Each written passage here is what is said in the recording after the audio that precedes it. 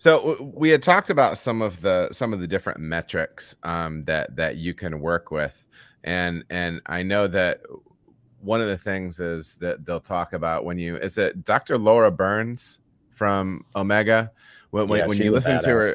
badass. Yeah. When you listen to her speak, one of the variables that she'll talk about is exploring with different base malts, especially locally grown base malts and Hmm. things like that. Hmm. If I'm remembering correctly, you guys over at Stormcloud do like using local ingredients when you can. Have you played with different malts, whether local or not? Have you played with different malts in working with these thiolized strains? Yeah, so I'm sitting in our tap room. It's not open in the winter time. It's a part of our brewery here, but we do tap room Thursdays every other Thursday. I don't know if anybody listening is close enough to come to these, but we do experiments, and we put experiments on here. And one of those experiments was thiolized yeast with different malts, and pretty much no hop. I mean, just enough hop at bittering to give it a little balance. But all we were trying to do is express thiols, essentially bound thiols that are in malt already, but using a thiolized strain. We use heliogazer for all of Yeah. those.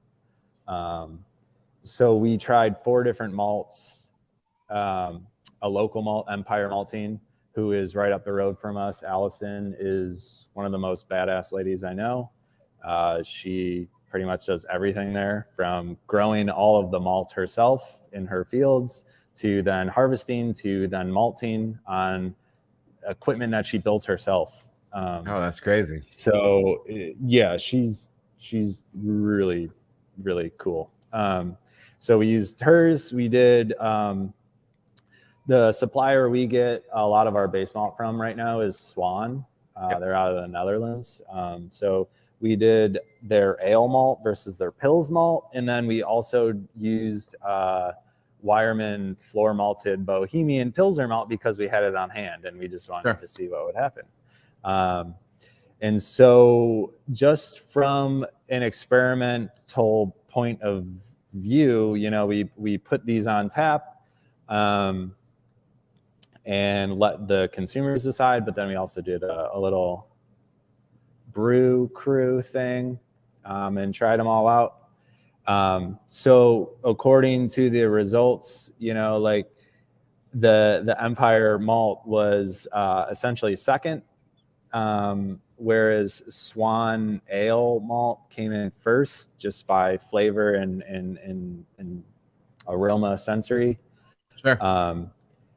So yeah, I mean, and it was wild to taste and smell those differences just between the malt alone. So Okay, so you're talking about like 100% base malt beers, just yeah. enough bittering at 60 to create balance, and It's a then smash fermenting. beer and just Yeah, sure, heliogazer and then and so helio. Okay, so that's cool, and then so like in those beers, the aromatics and flavors, would you say, like in general, like did anything go above like medium aroma, medium flavor in it, or was it lower than that?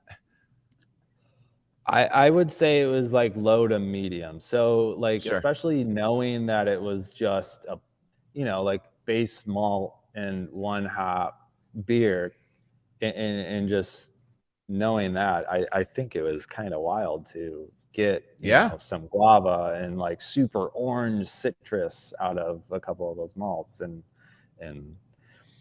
yeah, so I think that base malt has a huge underlying role when you're using these thiolized strains. It's just another part of the recipe to really consider. Yeah. And just play around with, honestly. I mean, I don't think there's a right or a wrong. I think you just find what you like, and they're all going to contribute different things. And so without going too off topic, we do have a production beer that we use, a blend of yeast, which we can talk about later. But one of the yeast strains in that is Cosmic Punch. And so when we saw last year, it's a summer seasonal for us. We saw when we got different lots of malt in, the beer would change.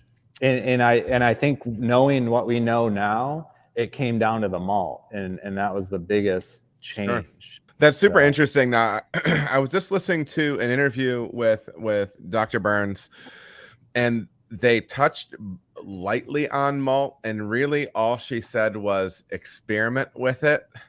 But they experiment with it, and I'm interested to know, like, what are, and I'm the worst when it comes to hop compounds and like which oils, which whatever. Yeah. But like, I'm looking forward to gaining some knowledge on that side too, because there has to be something, there has to be some element, some common factor that's coming from the malt side, right? I mean, in this, this just came into my brain today. We did sensory on our next experiment that we can talk about shortly, but I think it also comes down to terroir and like soil. I mean, it really does. Just like grapes, you know, coming out of the Marlborough region of New Zealand, I think there is something to be said about that and like terroir. Sure. So yeah, that works for me, man. Works for me. All right, everybody, thank you so much for watching. If you feel as if you got any value out of the video, please like and subscribe. There are also other videos that you can watch. They're gonna maybe be over here or over here. Appreciate you watching.